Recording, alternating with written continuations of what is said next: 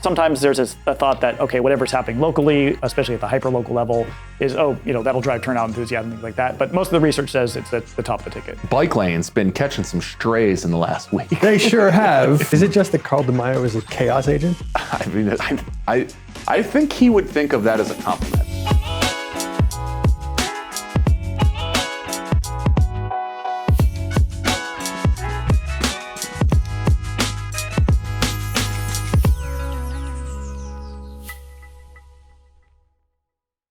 Hi, everyone. Welcome to the San Diego Politics Show. I'm your host, Matt Strabone. Thanks for inviting us onto your screen. Today, I will be leading a panel discussion about the race for San Diego County Board of Supervisors District 5 with political consultant Mason Herron and my co-host and the editor and general manager of the Times of San Diego, the often befuddled and always befuddling Andrew Keatts. But first, Andy and I are going to talk about the City of San Diego budget, the first draft of which just came out. Andy, quick thoughts. Well, last budget was mostly about new fees. Last year's budget was mostly about fees. Very clearly, this one is apparently going to be about cuts. The response to this budget from the mayor was pretty swift, and it was pretty disapproving. Yes, I would say all across the city, people said, we don't like this at all. Just like last year, people all across the city said, we don't like this at all. Yeah. Something is going to have to give. I'm glad it's not my problem. What do you think the mayor and the council can actually do to navigate this? Is it navigable at all? Yeah, I mean, look, the fees were a way of staving off exactly this situation. The one-time, budget tricks that they've used in the past are a way of staving off exactly this outcome. They've shrunk the size of the structural deficit, but they have not eliminated the structural deficit. Many of the issues that we're dealing with right now still are structural in nature. And so short of having some of these ballot measures that are going to increase revenue come through for them, if not this cycle, then in future cycles, I don't know where they find enough money in the budget to completely obviate these cuts that don't just mean trading them for another set of unpopular cuts. Right. Yeah, no, that's a good point. It's a difficult situation. I do want to raise one issue that I don't think is brought up enough in these conversations, because I see it in the comments all the time, and comments of news articles on social media. People say, well, it's because the city made a series of bad decisions over the years. They've been overspending all these years. Bike lane's been catching some strays in the last week. They sure have, and a lot of other stuff. And to that, I would say perhaps. However, we also have to be cognizant of this. The federal government is giving San Diego less money than they used to, which the city of San Diego was not able to plan for because this happened rather abruptly. Am I right in saying that? Yeah, I think so. I mean, I think there is a significant part of the sort of cuts that are going on right now that were the end result of funding that was used from the pandemic era, additional funding that came through that was used to increase the size of the city government, True. Even though it was known that those were going to be temporary positions, or it should have been known. I think maybe there was a hope that once you increased it, you would never decrease it. That was something you heard a lot back then. But that is the result of at least some of them. Well, the Mesa's budget is doing just fine. Ask me how I know. All right, it is time for our panel discussion about County Supervisors District 5. Thanks for watching. Stay tuned. We haven't been able to get Jim Desmond to come on the show yet, so we're doing the next best thing, a panel discussion about the election to replace him on the Board of Supervisors. That pivotal seat represents District 5, which covers the northernmost portions of San Diego County and much of East San Diego County, including the cities of Escondido, Oceanside, Vista, and San Marcos, as well as 35 unincorporated communities and the lands of 8 tribal nations. To sort out this very important race, I'm joined by political consultant Mason Herron and my co-host Andy Keatts. Gentlemen, thank you both for joining. I'm going to jump right into some campaign finance numbers, which we have through 2025. John Franklin raised $406,408 in 2023. He's been running for a while. He raised $79,614 in 2024. He raised $346,107 in 2025. He has $591,377 on hand. Mason, tell us a little bit about John Franklin. John Franklin is the current mayor of Vista. Before that, he was on the Vista City Council. And before that, I believe he was on the Vista Irrigation District. So he's been an elected official for a little while now. Perfect. Thank you. Okay, next we've got Rebecca Jones, who raised $125,728 in 2024, $173,753 in 2025, and has $171,527 on hand. Tell us about Rebecca Jones. So Rebecca Jones, kind of a similar situation. She's currently the mayor of San Marcos. She's been there for a term or two now. And before that, she was on the San Marcos City Council for multiple terms as well. So another person who's been kind of a fixture as far as San Marcos and North County politics are concerned. Two North County mayors. Okay, and finally, we have Kyle Krahel, who raised $54,111 in 2025 and has $39,353 on hand. Tell us about Kyle Krahel. I'd say his most notable role has been the chairperson of the local San Diego County Democratic Party. That's right, which he is not anymore, and it's a volunteer role. He's also, I think, deputy chief of staff to Mike Levin, who's the congressman. Yes. Okay. So Franklin and Jones are Republicans, and Krahel is a Democrat. I'm going to read off some voter registration numbers quickly here before we continue. Overall, Democrats represent 36.4% of the district, Republicans 32.2%, everybody else is 31.4%. But when we put a high propensity filter over that, it gets a little different. Democrats 39.1%, Republicans 39.4%, and everybody else, high propensity, 21.5%. So it seems like this is a fairly toss-up district. At least that's what the numbers would indicate. But it's been represented by a Republican for as long as anyone remembers. It's currently represented by one now. We have two very high-profile mayors and politicos on the Republican side running. And we just have a much less high-profile Democrat running for this as well. I guess where I'd like to start, and we'll have a long discussion about all of these points, but is it surprising that a more high-profile Democrat didn't run? There are a host of Democrat electeds in this district, in Oceanside, in Vista, and elsewhere. None of them seem to want to step up. Is it because this is a harder pickup for Democrats than it seems on paper, Mason? I think on the one hand, it is harder, and it's also not to a certain extent. So as you said, it is a very swing district. It's kind of every 2 years, it basically alternates between voting for the Republican at the top of the ticket or the Democrat. It went for Kamala, it went for John Cox, it went for Biden, it went for Brian Dahlwe in 2022. So it's really gone back and forth a whole lot. As far, in the past, and it's been, in 2014, Bill Horn, who'd been there forever, he narrowly lost to Jim Wood, who was the mayor of Oceanside. I'm sorry, narrowly defeated Jim Wood, who was the mayor of Oceanside at that point. So it looked like it was kind of swingy. But then in 2018 and 2022, for whatever reason, the Democrats had a harder time finding a quality candidate. And it is a bit surprising that now that there are, it used to be in the past where North County cities were pretty Republican, so there wasn't a really good feeder system as far as Democrats to come from, other than Jim Wood, mayor of Oceanside. Whereas now there has been some time where there's been some Democrats now who have had a chance to sit on those city councils for a term or two and get some experience and get some relationship with the district. So it is a bit surprising they weren't able to pull in somebody who had at least been elected before. Yeah, that is a little curious to me. Do you think Krahel is a credible enough candidate to mount a serious challenge here? I mean, he seems to have raised a lot less money than the two mayors, but let's say one of those two Republicans gets through and then Krahel gets through. Can Democrats expect that this is someone who could step up and win this seat, or does it seem a little less likely? I think it's always better, in an ideal world, you have someone who's been elected before, right? It shows that, they've shown an ability and an affinity to win votes. It shows they can raise money.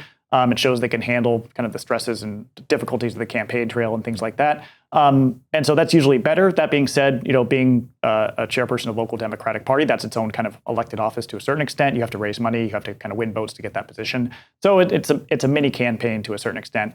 We have also seen, in District 3, Tara Lawson-Remer. She was kind of, she hadn't been elected before to anything like that. She ran in a very tough race against an incumbent, and with with a lot of outside support, but with also her own campaign, she was able to obviously ultimately win that seat and then win it again against, in both cases, tough opponents. So as far as Krahel's concerned, I think as far as the primary is concerned, he looks a little weaker, especially looking at the numbers raised and things like that. But due to being the only Democrat, he has kind of a structural advantage in the sense that he can kind of do a token amount of campaigning and just based on the math get through into the runoff. And that's when I think you'll look to see him probably ramp up his fundraising and potentially see outside groups, especially labor, support him like they have other Democrats in county races. That does make sense. I think we are going to see a wave of outside support for Krahel if he gets through, especially from SEIU, because this seat is an important one. All the seats on the Board of Supervisors are important. And to that point, Andy, can you talk a little bit about what this seat means for the composition of the Board of Supervisors more generally? Yeah, I mean, so this really hasn't, as Mason said, up until now, been something that Democrats really contended for. I mean, even the Jim Wood race ended up not being very close. That was the last time I recall a genuine campaign there. But in the time since then, Democrats have taken a 3-2 majority on the council. This would give them a supermajority. And I think you could kind of look at what that supermajority would give them in two ways. One is there has been a lot of talk, particularly from groups like SEIU and some outside interest groups, about wishing for a more maximalist Democratic majority. People who push the limit and really make good on the fact that they've taken control of the County Board of Supervisors and get it to act like the leading policy apparatus in San Diego County, sort of supplanting the city of San Diego in that regard. We've seen some efforts to do that. The discussions about spending county reserves or pushing ballot measures, putting up tax increases, those sorts of things. And in the world where they've had a 3-2 majority or, because they had a vacancy, a 2-2 majority, those things haven't moved all that swiftly. They've been dialed back after being proposed. They've been put on the shelf for another year. So if you have suddenly the breathing room of a 4-1 majority, maybe we see some of those more aggressive measures have a little bit more of an opportunity. The other thing that we saw, we haven't really seen it much lately since Paloma Aguirre won the seat in the replacement election last year. The Democrats have stuck together well since then. The Democrats have got along well, and they've sort of been a unified policy force. But prior to that, when Nora Vargas was there, the 3-2 majority, the Republicans were able to use the fact that they just needed to get one more person on their side to have their way with things to their advantage. They managed to act often like the group that was able to put together 3 votes. That gets a lot harder when it's 4-1, right? Then the one Republican is left trying to find support from 2 people. So I think that opportunity would really disappear, and that would be a pretty substantial change. And all right, so yeah, I think that all makes sense. 4-1 represents a supermajority in a way that 3-2 doesn't. That's only 60%. 4-1 breaks that 2/3 number. And let's talk, you touched on this, but what would this mean for the county reserves based on what the Democrats at the county have been saying up to this point, that they haven't been able to do so far? Yeah, I mean, the county Democrats have been running about unleashing these reserves since before they had any seats on the Board of Supervisors. This has been the thing that they've been promising. Like, if we take control of the county, what we can do is spend these reserves. The reserves were, by this, narrative, too high under the 5-0, Republican the majority that was in place for decades. And that doesn't have to be this way. That was a policy choice, and it'd be one that we could undo. So if you do that, then you can start saying, well, can the county put together its own safety net? That now that has been depleted by federal decisions. So that would be the big one. And then I think the other, so county reserves I think is the big one. But I also think new money coming in, because it's that much easier to put a tax increase on the ballot if you have a vote to spare, would be the other thing that you would expect to see. Good points. And I think we can all largely agree that the Democrats are going to spend a lot of money to try to flip this seat based on what we heard here. And I think we can probably expect Krahel to get through the primary. Now, what I really want to talk about today, though, is the fight between the 2 mayors to be the Republican who gets through, because it seems to me that they each represent a side in an ongoing battle for the heart and soul of the Republican Party of San Diego County. Mason, can you talk a little bit about that? Yeah, so Reform California, which is led by Carl DeMaio, who's been in San Diego politics for a while now. He started out on the city council back in 2008. He's now a state assembly member. He's built an organization over the years that has been able to amass its own base of donors, its own kind of medium megaphone, so to speak. He's got a direct connection with a lot of his donors and a lot of Republican voters in the sense of whether it's text messages or other communication. And he's got a podcast that I think runs daily or pretty often as far as kind of reports from Sacramento and things like that. So he's been able to kind of build a almost a quasi-party apparatus next to the existing party structure, which, as Republican influence and Republican money has kind of fallen in California and locally over the years, has gotten weaker, whereas he's been able to kind of get stronger, and that's why there's this kind of counter positioning to that is happening. So it's for as far as his advantages are concerned, he doesn't have to listen to whether it's in Sacramento or whether it's here. Usually candidates are kind of beholden to the party for resources or other benefits, whereas in this case he can kind of do his own thing, which is obviously a very powerful thing to have. So he's using that to exert kind of influence on local elections, and a lot of focus on San Diego, especially because that's where he's from, but he does this in other pockets of the state as well. And in this case, he's chosen Rebecca Jones as his endorsed candidate as opposed to John Franklin. As far as the reason for that choice necessarily, I think it derives a lot from Franklin has a strong association with Darrell Issa. He's worked for him in the past and has been close to him for basically most of his career. And Issa and DeMaio had a very strong battle against each other for Congress back in 2020, and there's not a lot of love lost there. So that kind of explains that situation. So that's very interesting. Thank you for that insight. And I also want to mention, it seems to me, when I went and looked on these campaign websites for these two candidates, that Rebecca Jones was basically endorsed only by Reform California. And Carl, I think, also, and not a lot of other endorsements, whereas John Franklin, who seems to represent the more establishment traditional part of the party right now in San Diego County, is represented by basically every elected left in San Diego County on the Republican side. It seems like this is a really clear schism between these two sides. That's kind of what it's turned out to be. I think it initially developed in the sense of a lot of the, Franklin, as you pointed out, started raising money back in 2023. He raised a large amount of money right off the bat. And so I think to a lot of people who, people who are local endorsers who want to kind of necessarily be on the right side of things, they kind of gravitated to him thinking he would be kind of the guy just based on that. He also probably had, he has a lot of pre-existing relationships within the party. Rebecca does as well.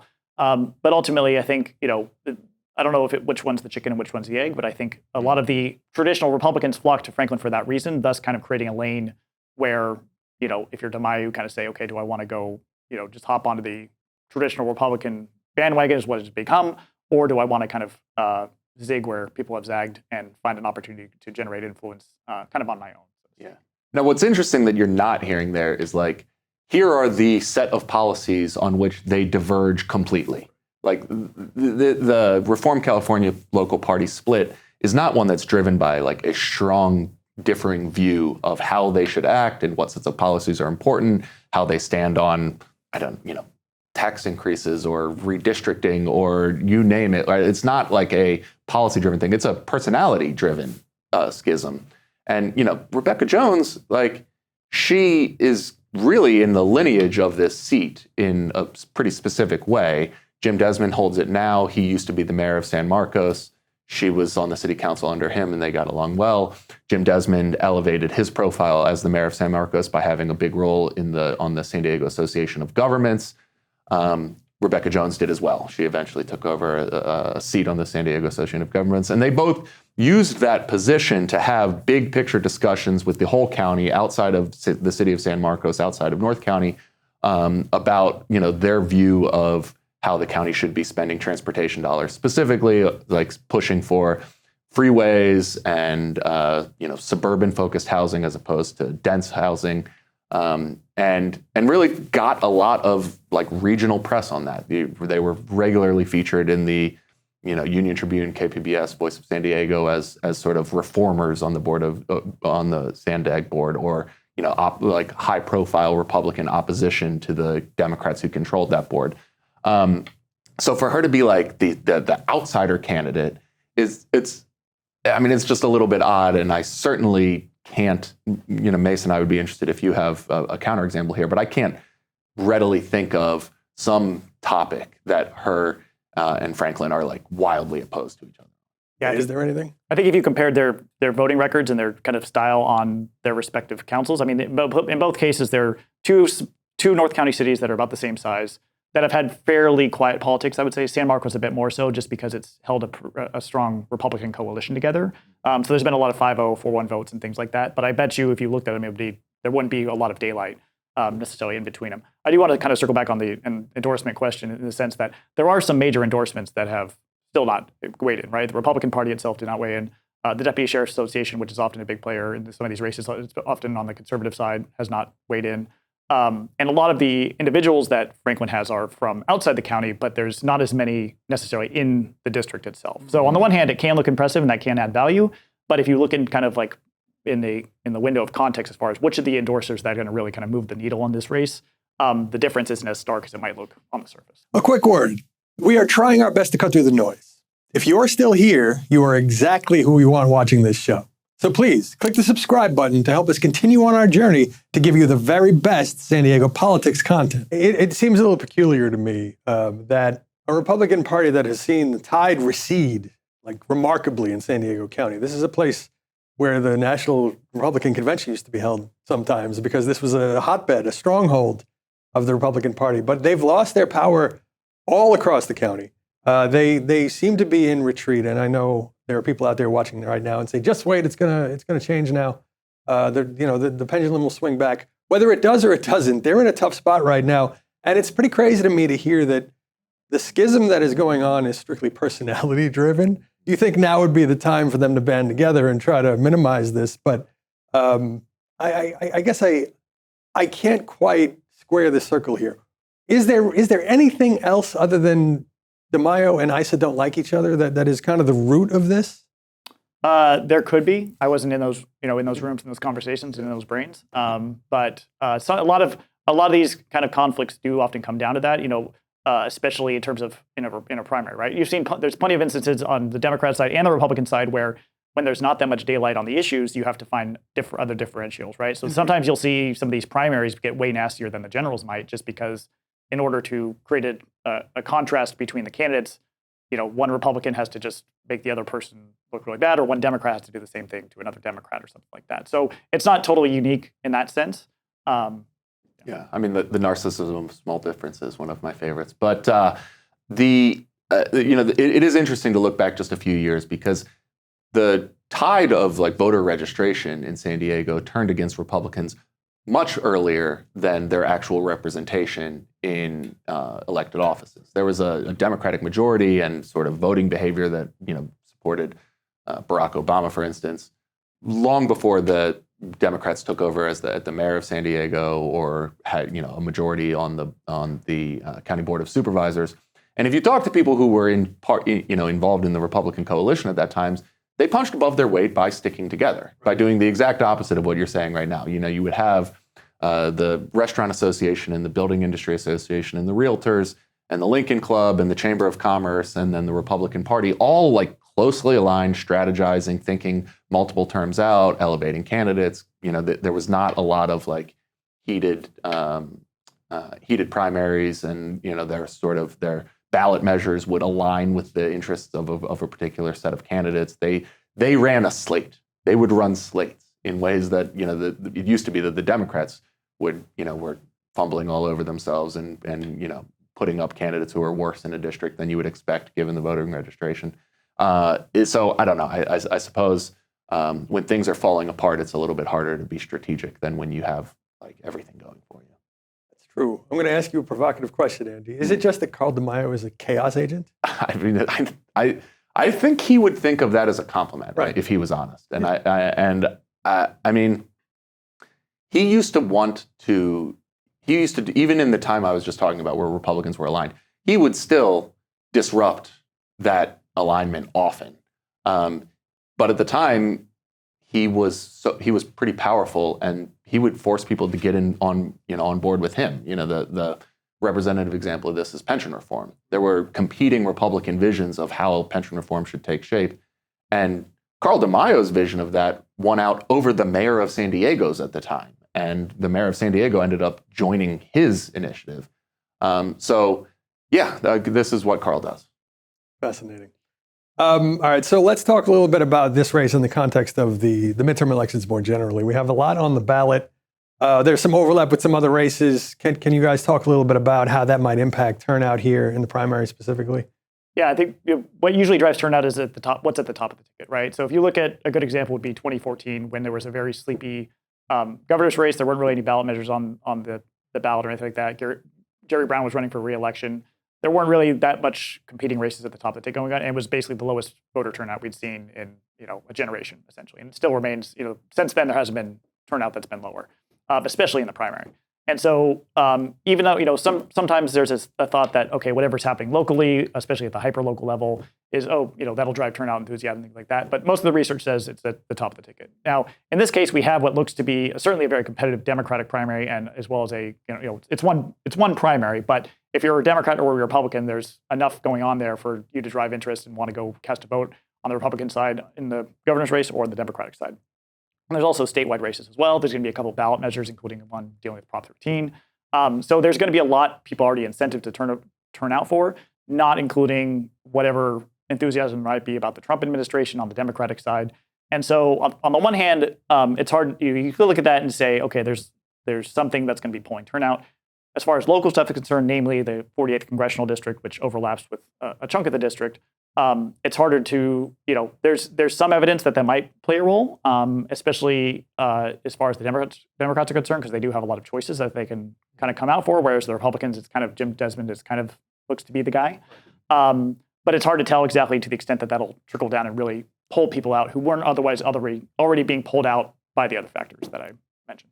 Yeah, I mean, I think the other thing, and this is maybe more something to pay attention to in November than it will be in June, is the pattern we've seen in the Trump era of politics is that Republicans generate a lot of enthusiasm among low propensity voters only when Donald Trump is on the ticket specifically. And so, this would be a time where, and maybe this is exactly what we're seeing and what Mason mentioned with the back and forth nature of this district over the last few cycles, is whether we see significantly lower than expected Republican turnout because the mood is bad for Republicans come November, and that's not necessarily having to do with Franklin or Rebecca Jones, but they end up being sort of the beneficiaries of it. Okay. One last thing I want to ask Mason before we let you go. Who gets through the governor's primary? I think it'll be probably, I would say Hilton. I mean, at this point, I would say Hilton and Steyer, but it seems so volatile right now. I think Steyer spent a lot of money and he's been able to build, a high pedestal, so to speak. But there is a lot of money going against him right now. And the margins are so thin also. So it's just, I guess my question is, he keeps spending money, he keeps dumping money into it. At a certain point, is he going to hit a ceiling? And also, how strong is it? More about name recognition, where it's, oh, I remember that guy, versus, oh, I like that guy. Because if it's, oh, I know that guy, and there's a lot of money being spent against him, that starts to collapse pretty quickly. Whereas if it's, oh, I like that guy, that's a bit more resilient. And obviously, even just, it seemed like Swalwell was the guy 10 days ago, or whatever the number was. And now we've seen Becerra leap up. So it's still hard to tell. I mean, I think if I had to place a bet on it, that's what I would place, but I wouldn't be super confident. Do you have any good theory of what is happening with Becerra's surge? It's hard to tell. I think there seems to be some consolidation among Latino voters who might have just maybe started paying a bit more attention to the race. But at the same time, Villaraigosa's out there as well. He's got a decent amount of money. He's also, his allies are hitting Becerra on things. So it's a little bit of a mystery as far as I can tell. So sudden, too. Yeah, exactly. So sudden as of, if you look at the Democratic Party's state Democratic Party tracking that they're doing, just a month ago, Becerra was at 3% or something like that. And the other challenge is essentially for a party that's trying to tell candidates, hey, if you don't have viability, get out. For a guy who was at 3%, who was all of a sudden at 15%, all the other people are going to say, well, why can't that be me? That could be me, right? Yeah. Exactly. Yeah, good stuff. All right. Thank you both. And I just want to say quickly to all the candidates in District 5, whichever two of you gets through the primary, we would love to have you on the show. So please keep us in mind. Thanks. I'm back with Andy, and I think that was pretty good analysis. That is what we try to give you here on the San Diego Politics Show, analysis on what's happening with these elections and with our civic affairs and government more generally. We hope you find it enriching. If you don't, we don't want to know. Just keep it to yourself. No, just kidding. Let us know in the comments. We're always looking to improve. All right, I think we can call it there. And until next time, look after one another and be kind.